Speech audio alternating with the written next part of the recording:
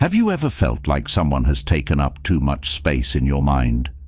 Maybe it's a relationship that ended, a friend who pulled away, or even someone still in your life, but no longer on the same wavelength. You keep replaying moments in your head, overanalyzing every detail, wondering what you could have done differently. I've been there, caught in the loop of caring too much about someone who, let's be honest, probably doesn't think about me half as much. You might be asking yourself, how do I let go? How do I stop caring without shutting myself off completely? It's tough, right?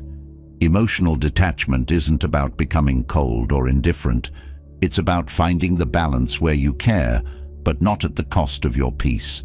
It's about reclaiming control over your own emotions instead of letting someone else dictate them. This is where the wisdom of Marcus Aurelius comes in. The Stoics were masters at handling emotions, not by ignoring them, but by understanding them. They knew how to detach from what they couldn't control and focus on what they could. That's what I want to share with you today. 5 Stoic rules to help you let go of what's weighing you down and take back your mental and emotional freedom. Let's dive into this together. Rule 1. Embrace impermanence. If there's one truth about life that's both freeing and difficult to accept, it's this: nothing lasts forever. Relationships, feelings, and even the people we hold closest to our hearts are all subject to change. For years, I struggled with this concept. I wanted to hold on to everything, every friendship, every relationship, every meaningful connection. I convinced myself that if I worked hard enough or cared deeply enough, I could make things last. But life doesn't work that way, does it? Marcus Aurelius, the Stoic emperor, had a way of putting things into perspective. He wrote, "Loss is nothing else but change, and change is nature's delight." At first, this might sound cold or dismissive, but it's not. It's a reminder that impermanence isn't something to fear, it's something to accept. The tighter we cling to things, the more painful it becomes when they inevitably slip away. And believe me, I've felt that pain firsthand. I had a friendship that spanned over a decade. We were inseparable, talking for hours about everything from our wildest dreams to the smallest details of our day. It felt like the kind of bond that could withstand anything. But over time, things changed. Life happened. We drifted apart, and the connection we once had started to fade. I fought against it. I sent texts, tried to make plans, and clung to the idea of what we used to be. But the harder I tried to hold on, the more distant they became. It felt like I was losing a part of myself. That's when I stumbled upon Marcus Aurelius's writings about impermanence. He reminded me that everything in life is transient. Relationships, no matter how deep, will evolve. People will come and go. This isn't a sign of failure or something to be mourned. It's simply the way life works. Once I started to embrace this truth, something shifted in me. I realized that the friendship wasn't a failure. It was a season. It had brought joy and growth to my life, and now it was time to let it go. Here's the thing. When you accept impermanence, you stop gripping so tightly to things that were never meant to last forever. It's like trying to hold water in your hands. The harder you squeeze, the faster it slips through your fingers. But when you relax, the water rests there for a little while longer. Life works the same way. The more you try to control or hold on to someone, the more likely they are to pull away. Acceptance, on the other hand, creates space for both gratitude and peace.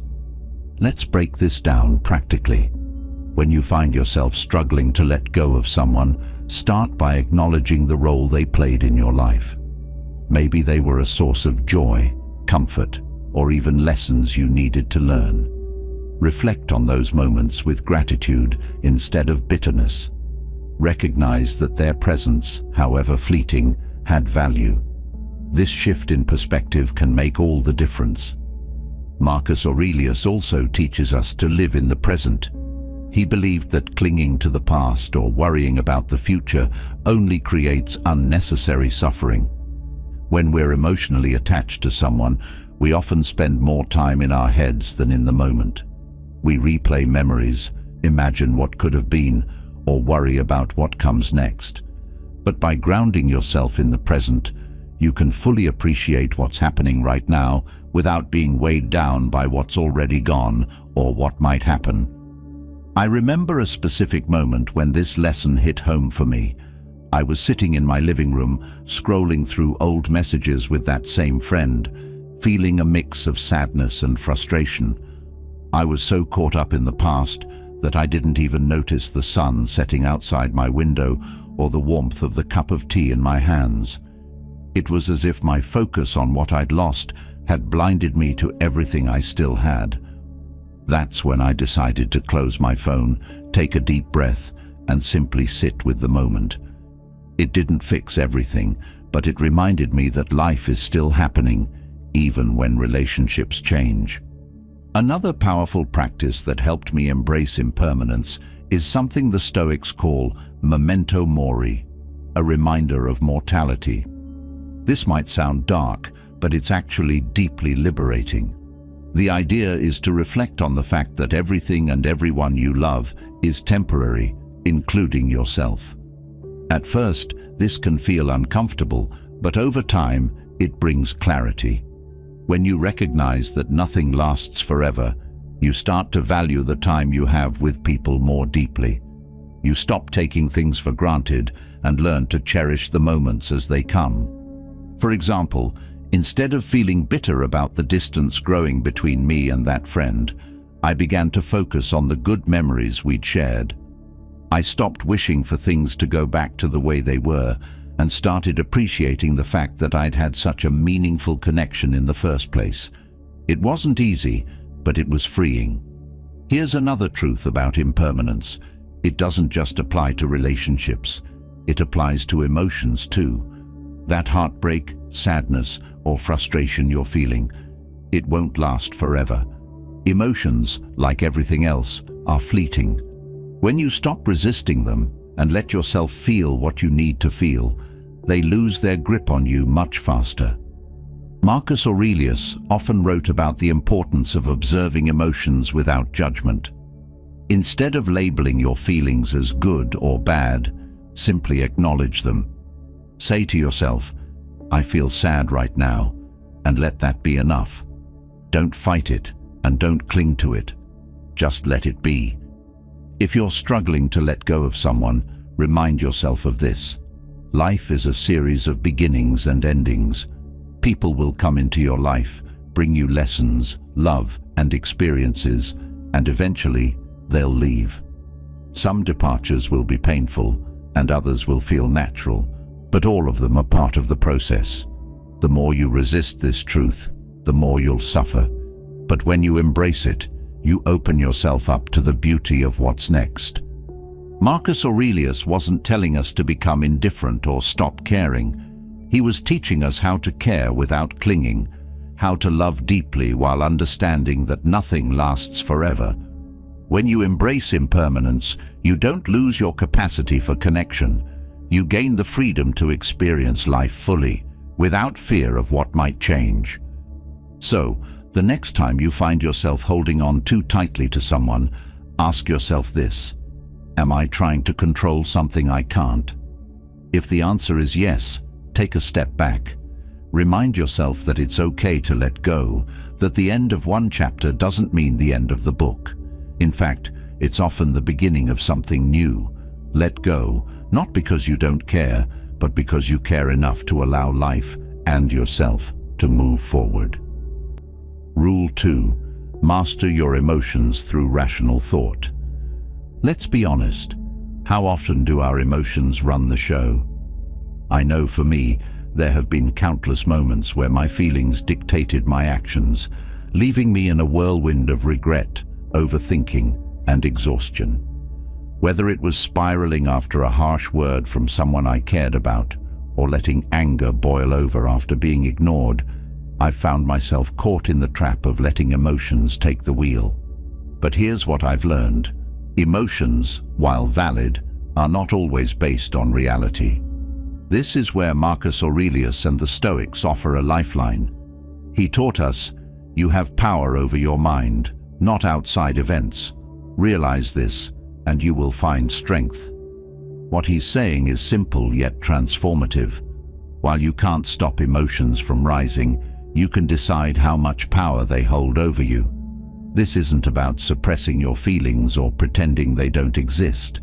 It's about understanding them, challenging them, and ultimately mastering them through rational thought. Here's a real-life example. Imagine you've sent a heartfelt text to someone you care deeply about, and hours go by without a response. The waiting starts to eat at you. You begin overthinking. Did I say something wrong? Are they upset with me? Do they even care about me anymore? By the time they finally reply with something casual like, "Sorry, busy day," you've already built an elaborate emotional narrative in your head, complete with worst-case scenarios and imaginary arguments. Sound familiar? I've been there too. But here's the truth. Their delayed response isn't what caused your emotional spiral. It's your interpretation of that delay. The Stoics were adamant about this point. It's not events themselves that upset us, but the meaning we attach to them. Marcus Aurelius wrote, "If you are distressed by anything external, the pain is not due to the thing itself, but to your estimate of it. And this you have the power to revoke at any moment." This was a game changer for me. I realized that every time I let my emotions take over, it wasn't the situation causing my turmoil. It was my thoughts about the situation. Let me tell you about a time this really hit home. I had a close friend who suddenly became distant. Calls went unanswered, messages got shorter, and plans started falling through. I couldn't help but feel hurt and confused. My mind raced with possibilities. Did I offend them? Are they avoiding me? Are they cutting me out of their life? The more I thought about it, the more anxious and resentful I became. But then I paused and asked myself, what are the actual facts here? The facts were simple. They hadn't responded to my messages. Everything else, my assumptions about their feelings, my predictions about the future, was just noise my mind had created. That's when I turned to Stoicism. Instead of letting those emotions spiral, I took a step back and examined my thoughts. Were they rational? Were they based on evidence? Or were they just knee-jerk reactions fueled by insecurity? Once I stripped away the unnecessary stories I'd built in my head, I felt lighter. I didn't have to carry the weight of assumptions anymore. Here's the thing. Emotions are powerful, but they're also fleeting. They rise and fall like waves, and when you learn to observe them without getting swept away, you take back control. This doesn't mean ignoring your feelings or pretending they don't exist. It means recognizing them for what they are, temporary responses to your thoughts. The Stoics believed in challenging emotional reactions with rational questions. When you feel overwhelmed by sadness, anger, or anxiety, ask yourself, is this emotion helping me right now? Is it based on facts, or am I jumping to conclusions? These questions don't magically erase your feelings, but they create enough space for you to respond thoughtfully instead of reacting impulsively. Let's go back to the delayed text example. Instead of spiraling into self-doubt and frustration, imagine if you paused and asked yourself, what are the facts? The fact is, they haven't responded yet. That's it. Everything else, your fears, assumptions, and interpretations, are just stories you've added to the situation. By separating the facts from your feelings, you gain clarity. Another key Stoic practice for mastering emotions is to reframe your perspective. Marcus Aurelius often advised himself to see situations objectively. For example, if someone insults you, instead of reacting with anger, you can reframe it as an opportunity to practice patience. If you face rejection, you can view it as a chance to redirect your energy towards something better. This shift in perspective doesn't mean the situation doesn't hurt, but it empowers you to focus on what you can gain from it instead of what you've lost. I've used this approach countless times, and it saved me from a lot of unnecessary stress. One instance that stands out was during a disagreement with a family member. Their words cut deep, and my initial reaction was to lash out in defense. But instead of escalating the argument, I paused and asked myself, what's really going on here? Are they attacking me, or are they expressing their own frustration in an unhealthy way? By reframing the situation, I realized their anger wasn't about me, it was about their own struggles. That perspective allowed me to respond calmly instead of reacting emotionally. And guess what? The conversation ended on a much better note than it would have if I'd let my emotions take over. It's not easy to master your emotions, especially in the heat of the moment. But like any skill, it gets easier with practice. The more you challenge your thoughts and reframe your perspective, the less power your emotions will have over you. Another technique the Stoics used is visualization. Before facing a potentially emotional situation, they would mentally rehearse how they wanted to respond. Marcus Aurelius often prepared himself by imagining difficult scenarios and planning his reactions in advance. This might sound tedious, but it works. By mentally rehearsing a calm and rational response, you're more likely to act that way when the situation arises.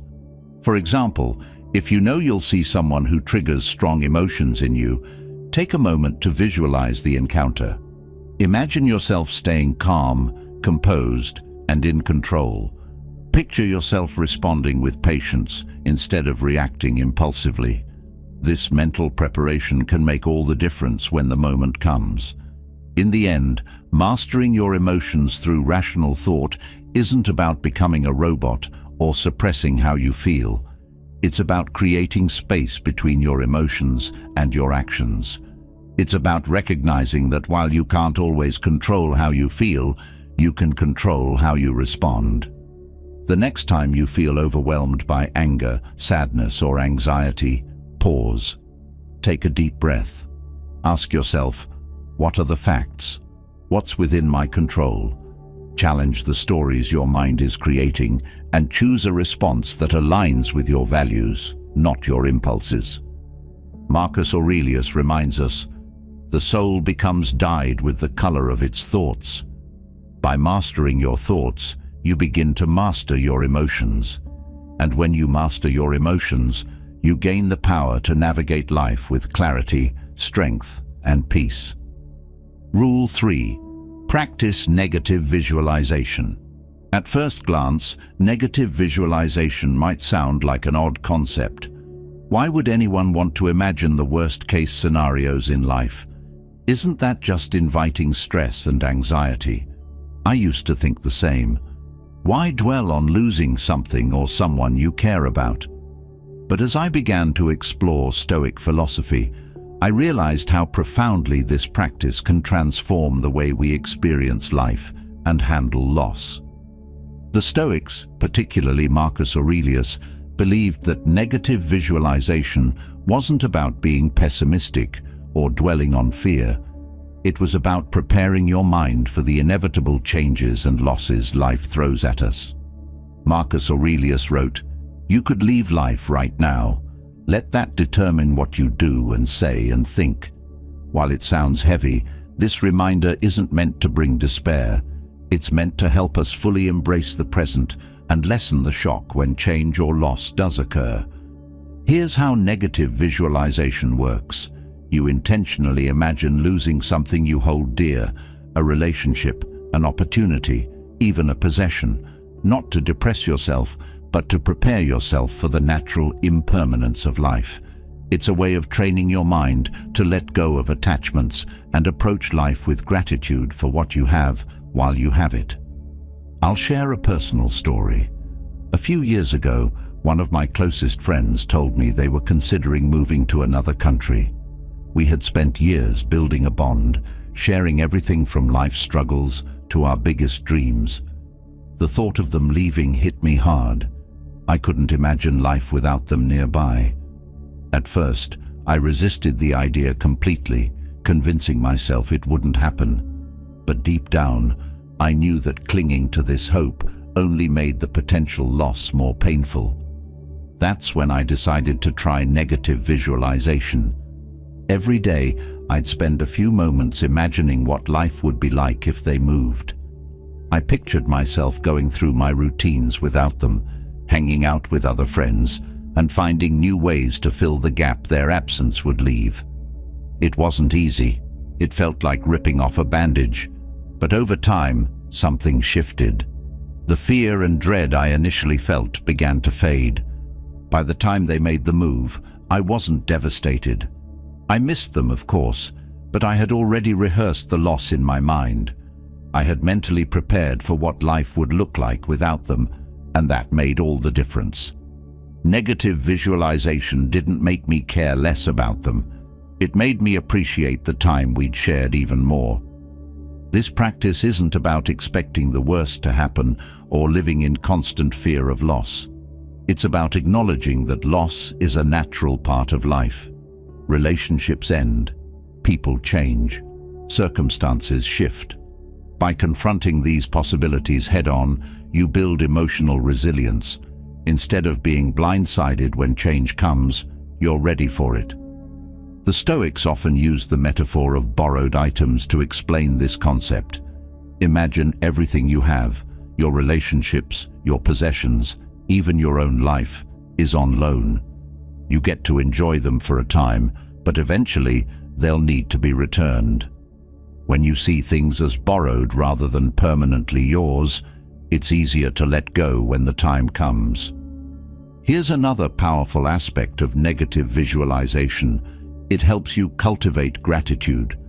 When you imagine losing something, it makes you appreciate it even more while you still have it.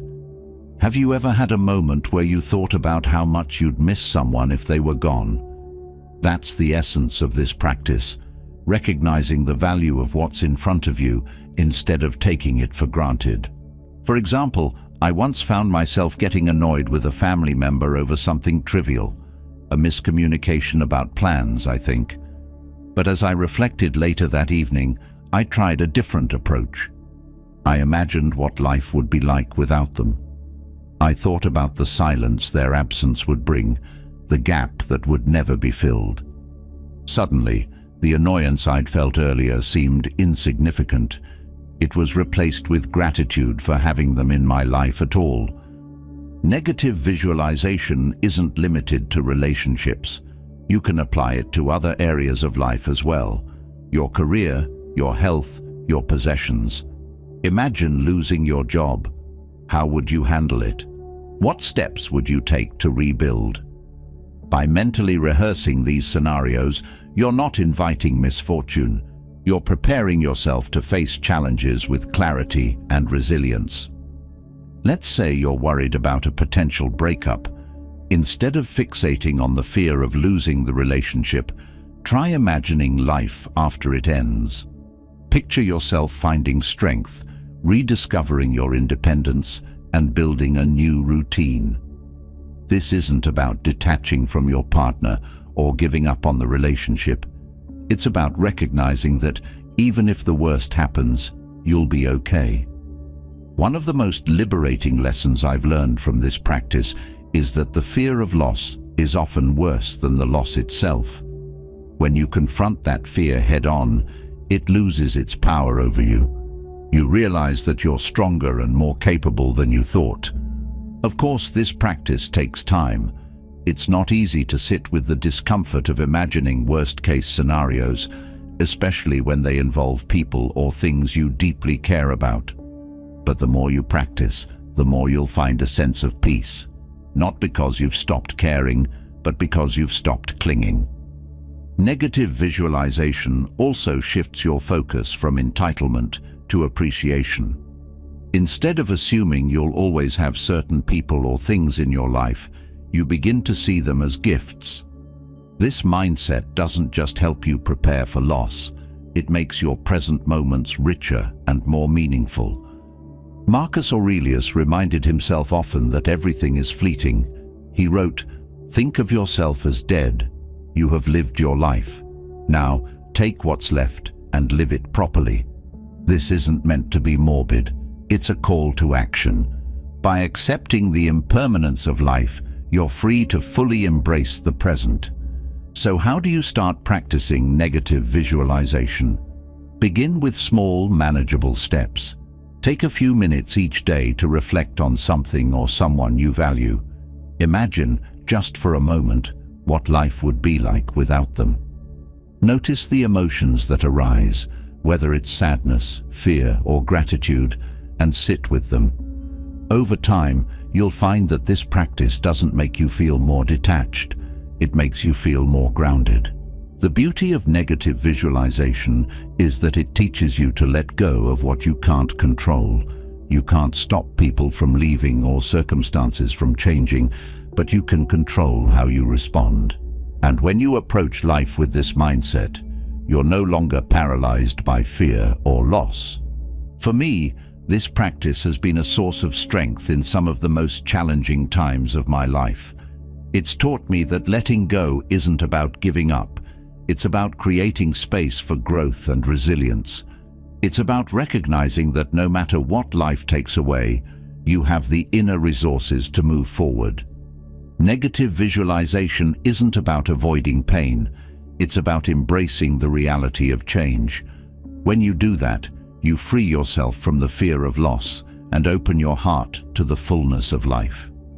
As Marcus Aurelius would say, "Receive without pride, let go without attachment." That, in essence, is the art of emotional detachment. Rule 4. Focus on what you can control. If I've learned one thing from life, it's that trying to control things beyond my grasp is a surefire way to exhaust myself. How many times have you found yourself spinning your wheels, trying to change someone's behavior, or worrying endlessly about an outcome you couldn't influence? I've been there, desperate to fix a situation, to make someone understand, to get things to go the way I wanted them to. But every time, I'd come away feeling drained, defeated, and even further from peace. The Stoics, especially Marcus Aurelius, had a profound insight into this struggle. They taught that the key to peace lies in focusing on what you can control and letting go of what you can't. Marcus Aurelius put it bluntly, "You have power over your mind, not outside events. Realize this, and you will find strength." It sounds simple, doesn't it? But let me tell you, learning to put this into practice takes serious discipline. When I was younger, I was in a relationship where I constantly felt like I had to earn the other person's affection. I'd go out of my way to plan thoughtful dates, write heartfelt messages, and support them through every little thing. But no matter how much effort I put in, it never felt like enough. They would still pull away emotionally, and I'd find myself questioning everything. What am I doing wrong? How can I make them love me the way I love them? The harder I tried to control the outcome, to make the relationship work, the more anxious and unhappy I became. I was clinging to the illusion that if I just did everything right, I could fix things. But the truth was, their feelings and actions were outside my control. It wasn't until I embraced the Stoic principle of focusing on what I could control, my own actions and emotional state, that I began to let go of the toxic cycle I had created. This shift didn't happen overnight. It took time to accept that I couldn't force someone to love me or behave the way I wanted them to. But when I finally did, it was like a weight had been lifted off my shoulders. Here's the thing, trying to control things outside of your influence, other people's emotions, the outcome of a situation, or even the weather, is like trying to hold water in your hands. The tighter you grip, the faster it slips away. The Stoics understood this better than anyone. They believed that true power comes from directing your energy toward what's within your control, your thoughts, your actions, and your responses. So how does this apply to emotional detachment? Let's say you're dealing with a friend who's been distant. Maybe they've stopped reaching out, cancelled plans, or just seem uninterested in maintaining the connection. Your first instinct might be to chase after them, to try to fix the situation by reaching out more or overcompensating. But here's the reality. You can't control their behavior. You can't force them to care, to make time for you, or to value the friendship the way you do. What can you control? Your response. Instead of pouring your energy into trying to change them, focus on what you can do for yourself. Set boundaries. Redirect your attention to the people and activities that bring you joy. Accept that their actions are a reflection of their choices, not your worth. I know this is easier said than done. Letting go of the need to control outcomes feels like giving up, but it's actually the opposite. It's reclaiming your power. One of the most liberating realizations I've had is that I don't need to tie my emotional well-being to things I can't control. Take social media, for example. Have you ever posted something meaningful to you, maybe a picture or a heartfelt message, only to find that it didn't get the response you were hoping for? Maybe it didn't get many likes, or the person you were hoping to impress didn't even acknowledge it. It's frustrating, right? But think about it. Why should your happiness depend on how others react? You can't control their opinions, their attention spans, or their preferences. What you can control is why you posted it in the first place. Was it because it mattered to you? Because it expressed something you wanted to share? When you shift your focus back to your own intentions, you free yourself from the need for external validation. This principle applies to relationships, careers, and almost every aspect of life. A while back, I was working on a project that I poured my heart into. I stayed up late, revised it endlessly, and gave it my all. But when I presented it to my team, the response was lukewarm at best. I felt crushed. I had been so focused on getting their approval that I forgot why I started the project in the first place, because it mattered to me. Marcus Aurelius wrote, "If someone is able to show me that what I think or do is not right, I will happily change, for I seek the truth, which never harmed anyone. The harm is to persist in one's self-deception and ignorance." That experience taught me to focus less on external validation and more on aligning my actions with my own values. When you stop chasing after things you can't control, you open up space to focus on what truly matters. Imagine you're dealing with a difficult coworker who constantly undermines you. Your first reaction might be to confront them, to try to change their behavior or win their approval. But what if, instead, you focused on doing your job to the best of your ability? What if you stopped letting their actions dictate your mood and redirected that energy into building your own skills and confidence? This doesn't mean you ignore problems or let people walk all over you. It means you choose where to direct your energy. Instead of trying to control the uncontrollable, you focus on showing up as the best version of yourself. The Stoics believed that by mastering our own minds, we could weather any storm. Epictetus famously said, "It's not what happens to you, but how you react to it that matters." This is the essence of focusing on what you can control. Life will always throw challenges your way. Difficult people, unexpected setbacks, unfulfilled expectations. But when you learn to let go of what's outside your control, you find a sense of peace that can't be shaken. I'll leave you with this. The next time you feel yourself spiraling because of something you can't control, pause. Take a deep breath. Ask yourself, what's within my power here? Is it your thoughts, your actions, your attitude? Focus on that and let the rest go. Because here's the truth, you can't control the world, but you can control how you show up in it. And that, my friend, is where your true power lies. Rule 5. Reflect on the bigger picture. When I'm in the thick of an emotional storm, whether it's heartbreak, disappointment, or even anger, I've learned to pause and ask myself one crucial question. Will this matter in 5 years? It's a question that has saved me from spiraling countless times. And every time I've asked it, the answer has almost always been a resounding no. Life has a way of pulling us into the weeds of our immediate emotions. When you're wrapped up in a painful breakup or a falling out with a close friend, it feels like the entire universe is centered on that moment. The pain feels eternal, the wound feels deep, and the situation feels like the most important thing in the world. I've been there, gripping onto emotions so tightly that I couldn't see past them.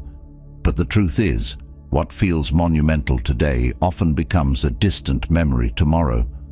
Marcus Aurelius, in his Meditations, had a way of cutting through the noise of emotions with a simple yet profound reminder: all things are fleeting. He wasn't dismissing the weight of life's challenges, but rather encouraging us to zoom out and see the bigger picture. The Stoics believed that many of the things we agonize over are insignificant in the grand scheme of our lives. And when we learn to see our struggles through this lens, we can begin to loosen the grip of emotional attachment. Think about it. Have you ever looked back on something that once consumed you? Maybe an argument, a lost opportunity, or a person you thought you couldn't live without, and realized it no longer holds the same weight? That's the power of perspective. It reminds us that our current emotions, no matter how intense, are temporary. I'll share a personal story. A few years ago, I went through a devastating breakup. At the time, it felt like my world was crumbling. Every day was a battle to get out of bed, and every corner of my life seemed to remind me of what I'd lost. I couldn't see beyond the pain. It felt permanent. But then something shifted. I started journaling, a habit inspired by Marcus Aurelius, and wrote down my thoughts, not just about the breakup, but about where I was in life and where I wanted to go. One day, as I reread those journal entries, I noticed a recurring theme. Everything I was feeling was rooted in the present moment.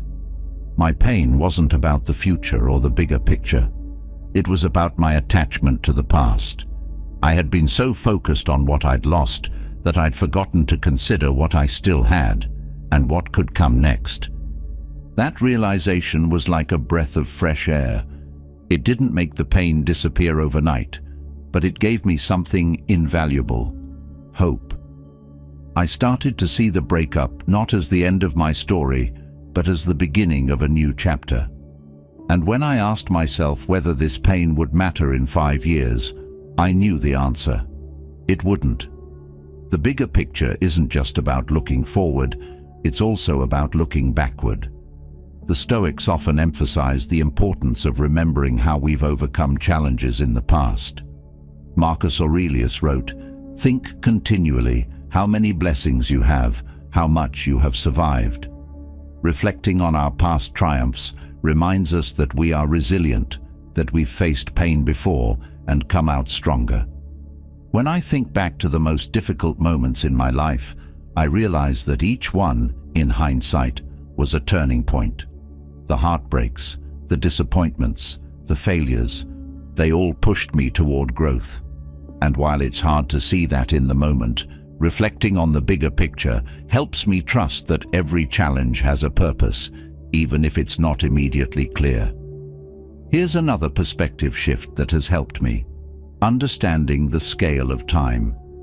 Marcus Aurelius often meditated on the vastness of the universe and the brevity of human life.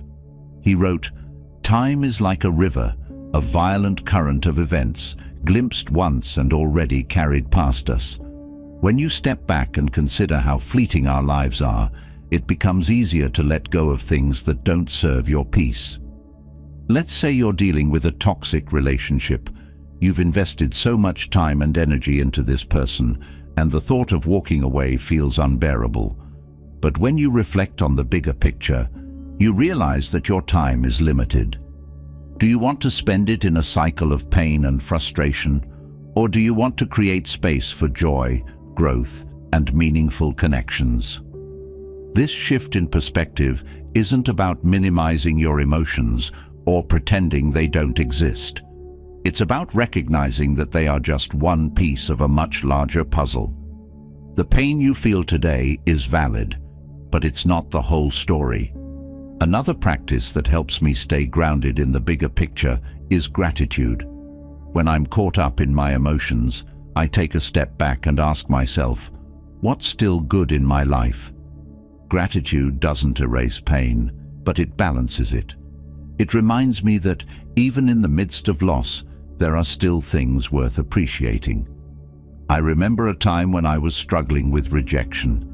A project I had poured my heart into was dismissed, and I felt crushed. But instead of letting that rejection define me, I started listing all the things that were still going right. My health, my supportive friends, the opportunities I still had to pursue. That simple act of gratitude shifted my focus from what I didn't have to what I did, and it gave me the strength to move forward. The bigger picture also helps us put people into perspective. When we're emotionally attached to someone, it's easy to make them the center of our world. But the Stoics remind us that no single person defines our existence. Marcus Aurelius often reflected on the interconnectedness of life, emphasizing that every relationship is just one thread in the vast tapestry of our experiences. When I find myself clinging to a relationship, whether it's a friend, a partner, or even a mentor, I remind myself of this. They are a part of my story, but they are not the whole story. Their presence has shaped me, but their absence will not break me. Reflecting on the bigger picture isn't about detachment in the sense of not caring. It's about understanding that life is constantly evolving, and so are we. The people and situations we encounter are part of that evolution, but they don't define our worth or our future. The next time you find yourself consumed by emotions, whether it's heartbreak, anger, or fear, pause. Take a deep breath and ask yourself, how does this fit into the bigger picture of my life? What can this moment teach me? Will this matter in 5 years? When you embrace this perspective, you begin to see challenges not as roadblocks, but as stepping stones. You realize that every setback, every loss, and every painful moment is just one chapter in a much larger, richer story. And you are the author of that story. Marcus Aurelius reminds us, do not waste the remainder of your life in thoughts about others when you do not refer your thoughts to some object of common utility. In other words, focus on what truly matters.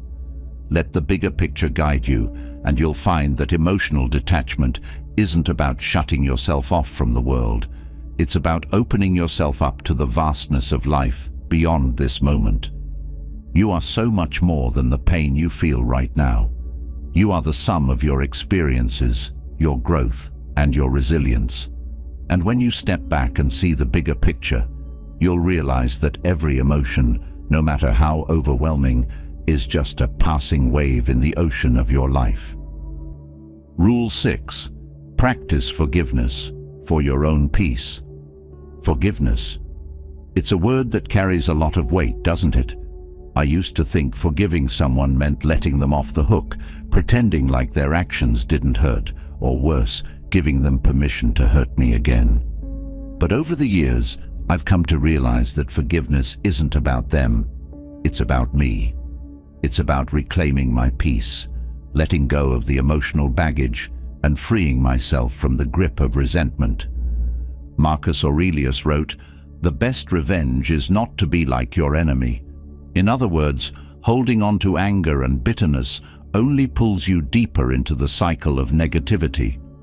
Forgiveness, then, is not about condoning the actions of others, but about releasing yourself from the chains of their behavior. Let me tell you a story. A few years ago, I was deeply hurt by someone I trusted, a friend I thought would always have my back. Without warning, they betrayed my confidence, shared things I'd told them in private, and turned their back on me when I needed them most. The pain was overwhelming. I carried it with me like a heavy weight, replaying the betrayal in my mind and wondering how someone I cared about so much could hurt me so deeply. At first, I thought my anger would protect me. I thought that holding on to my resentment would somehow keep me safe, like a shield against further harm. But as time went on, I realized that the only person my anger was hurting was me.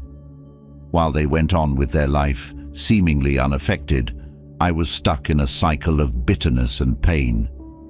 One day, I came across a passage from Marcus Aurelius. When you arise in the morning, think of what a precious privilege it is to be alive, to breathe, to think, to enjoy, to love. That hit me like a ton of bricks. Here I was, wasting my precious days consumed by anger over something I couldn't change. I realized that holding on to resentment was robbing me of the very things that make life beautiful: peace, joy, and the ability to move forward. So, I made a choice. I chose to forgive, not for them, but for me. I wrote a letter to my friend, not to send, but to release my feelings. I poured out all the anger, sadness, and disappointment I'd been holding inside. Then, I ended it with a simple sentence: I forgive you, and I release this pain. Forgiveness didn't erase what happened, nor did it mean I had to let them back into my life. But it did free me from the burden I'd been carrying. Here's the thing: forgiveness is often misunderstood. It's not about forgetting or excusing someone's actions. It's about choosing to let go of the anger and resentment that keeps you tied to the pain. It's about saying, I refuse to let this control me any longer. Marcus Aurelius believed that holding on to anger only harms ourselves. He wrote, "If it is not right, do not do it.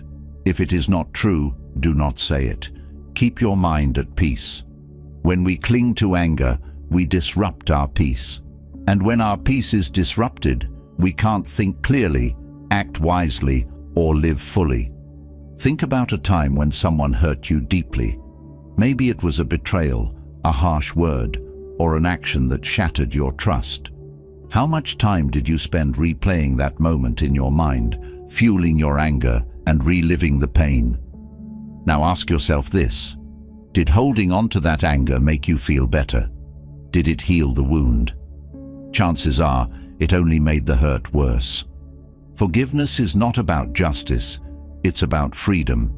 It's about freeing yourself from the emotional prison that resentment creates. I'm not saying it's easy, far from it. Forgiving someone who has wronged you can feel like an uphill battle, especially when the pain is fresh. But the alternative is far worse. When you choose not to forgive, you give the other person power over you. They continue to occupy space in your mind and heart, dictating your emotions and keeping you stuck in the past. Forgiveness is how you take that power back. Let's talk about practical steps for forgiveness, because this isn't just about philosophy, it's about action. First, acknowledge your feelings. Pretending you're not hurt or angry won't help. In fact, it often makes things worse. Allow yourself to feel the pain, but don't let it define you. Next, reframe the situation. Marcus Aurelius often encouraged reflecting on the humanity of others. He wrote, "Whenever you are about to find fault with someone, ask yourself the following question: what fault of mine most nearly resembles the one I am about to criticize?" In other words, remember that we're all imperfect. The person who hurt you may have acted out of their own pain, fear, or ignorance. Understanding this doesn't excuse their actions, but it can help you see them with compassion rather than anger. Then decide to forgive, not because they deserve it, but because you deserve peace. Forgiveness is a choice, and like any choice, it takes practice. You might have to remind yourself every day, I choose to forgive. I choose to let this go. One of the most powerful tools I've found is gratitude. When I'm struggling to forgive, I focus on the things I'm grateful for, the lessons I've learned, the people who support me, the strength I've gained through adversity. Gratitude shifts your focus from what you've lost to what you still have. Finally, create boundaries. Forgiveness doesn't mean letting someone hurt you again. It's okay to forgive someone and still decide to keep your distance. Boundaries are a way of protecting your peace while allowing yourself to move forward. Let me share one more story. A colleague once undermined me in a way that cost me a promotion I had worked hard for. I was furious, not just at them, but at myself for trusting them. For weeks, I stewed in anger, replaying every conversation and wishing I'd done things differently. But one day, I realized something. My anger wasn't affecting them at all. It was only affecting me. So, I chose to forgive, not to absolve them, but to free myself. I let go of the bitterness, focused on doing my best work, and set boundaries to ensure it wouldn't happen again. And you know what? That decision to forgive gave me the clarity and energy to move forward. Forgiveness is a process, not a one-time event. Some days you'll feel like you've let go, and other days the anger might creep back in. That's okay. What matters is that you keep choosing forgiveness again and again until it becomes second nature. Marcus Aurelius reminds us, "It is in your power to withdraw yourself whenever you desire." Perfect tranquility consists in the good ordering of the mind. Forgiveness is how you reclaim that tranquility. It's how you take control of your emotions, your peace, and your life. So the next time someone hurts you, remember this. Forgiveness isn't about them, it's about you. It's about choosing freedom over bitterness, peace over anger, and growth over stagnation. When you let go of resentment, you make room for joy, clarity, and strength. And that, my friend, is the ultimate act of self-care.